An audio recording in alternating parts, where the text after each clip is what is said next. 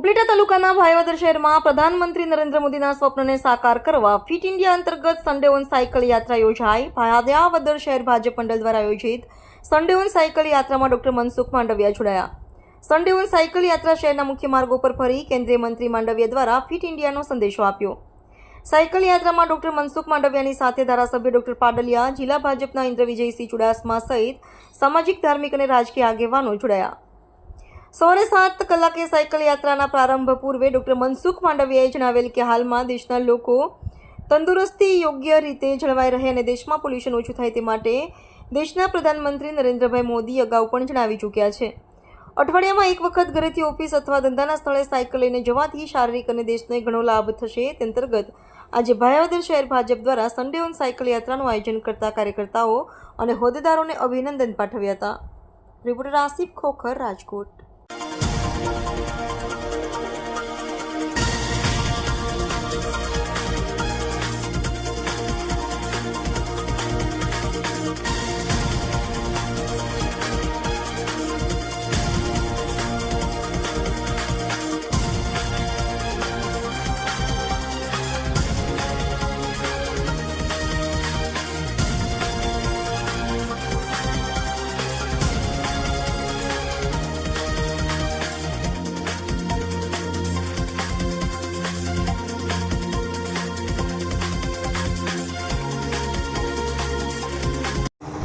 આજરોજ કેન્દ્રીય મંત્રી અને પોરબંદર લોકસભાના સાંસદ સભ્ય શ્રી મનસુખભાઈ માંડવિયા સાહેબ ભાયાવદર મુકામે ફિટ ઇન્ડિયા અંતર્ગત એક સાયકલ ખૂબ સરસ સાયકલ રેલીનું આયોજન કરેલ હતું।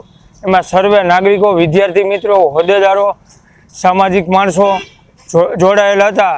ફિટ રહેવા માટે અત્યારે સાયકલ જરૂરી છે તેવો સંદેશ આપવા માટે ખૂબ સરસ રીતે ભાયાવદર મુકામે આજરોજ સાયકલ રેલીનું આયોજન કરેલ હતું ને જોડાયેલા તમામ મિત્રોનો ખૂબ ખૂબ આભાર માનીએ છીએ। આજે આપણા ભારતના કેન્દ્રીય કેબિનેટ મંત્રી અને પોરબંદર લોકસભાના સાંસદ સભ્ય ડૉક્ટર મનસુખભાઈ માંડવિયા સાહેબ સન્ડે ઓન સાયકલની અને ફિટ ઇન્ડિયા મુવમેન્ટની શરૂઆત ભાયાવદર મુકામેથી કરી હતી અને આ મુવમેન્ટમાં અંદાજિત 250 જેટલા યુવાનો જોડાયા હતા અને ફિટ ઇન્ડિયા મુવમેન્ટનો સંદેશ આપ્યો હતો।